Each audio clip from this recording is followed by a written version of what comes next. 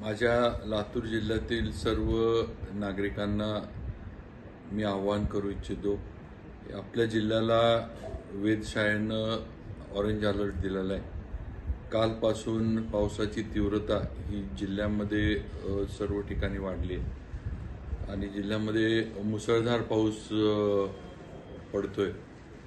अशा याच्यामध्ये धरणांचा पाणीसाठा हा पूर्ण क्षमतेनं भरल्यामुळे धरणातनं पाण्याचा विसर्ग जो आहे हा मोठ्या प्रमाणावर सुरू झाला आहे आणि या याच्यामध्ये नागरिकांनी जिल्हा प्रशासनानं जे आपल्याला आवाहन केले सूचना केल्यात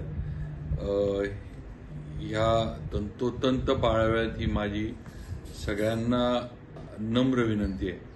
आपल्या जीव धोक्यात घालून कुठलेही प्रवास कुठलेही शेतीच्या कामाच्या ह्याच्यामध्ये माझ्या नागरिकांनी बंधू भगिनींनी जाऊ नये।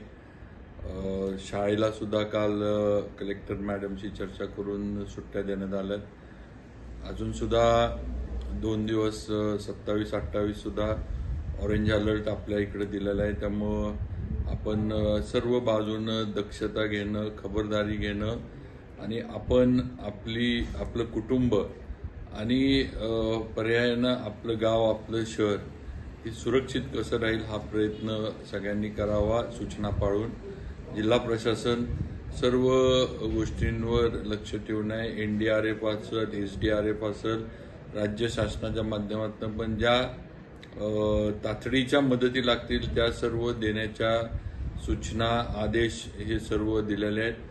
पाऊस असल्यामुळे पंचनामे आता ज्याच्यामध्ये थांबले असतील पण पाऊस थांबल्यावर आणि जरा उघडीप मिळाल्यावर पंचनामे पण शेतीचे जमिनी खरडून गेल्याचे घराचे सर्व जे काही नुकसान झाले या पूर परिस्थितीमध्ये या सगळ्याचे पंचनामे होतील। त्याच्यावर पालकमंत्री म्हणून माझं लक्ष आहे। सर्व जिल्ह्यातील लोकप्रतिनिधी पण संपर्कात आहेत। त्याचबरोबर बेलसांगवी तालुका जळकोट इथं सुद्धा पाण्याचा वेढा या गावाला बसलेला आहे। त्या ठिकाणी सुद्धा आताच आमदार साहेब माननीय संजयजी बनसोडे साहेब यांचा संपर्क माझ्याशी झाला आणि NDRFची टीम मिळावी म्हणून त्यांनी मागणी केली।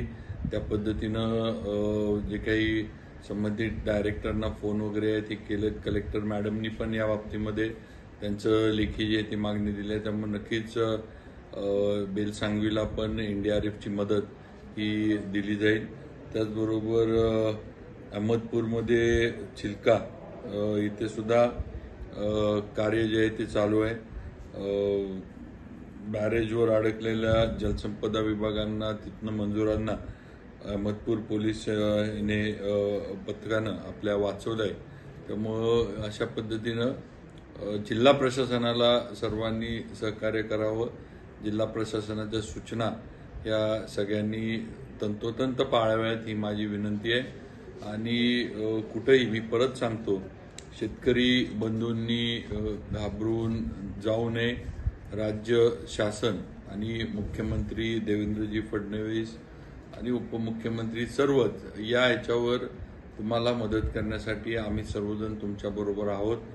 पाऊस थोडा कमी झाला की पंचनामे वगैरे सगळे जे आहे ते करून घेतले जातील पूर्ण होतील। कुणीही मदतीपासून वंचित राहणार नाही याची खबरदारी आम्ही घेऊ आणि सर्व बाजूने पिकाचं नुकसान असेल जमिनीचं नुकसान असेल शेताचं नुकसान असेल इतर जनावरांचं झालेलं हे असेल नुकसान म्हणजे त्यांचा मृत्यू झाला त्याची मदत असेल या सर्व गोष्टींमध्ये मदत राज्य शासनाच्या माध्यमातून मिळेल।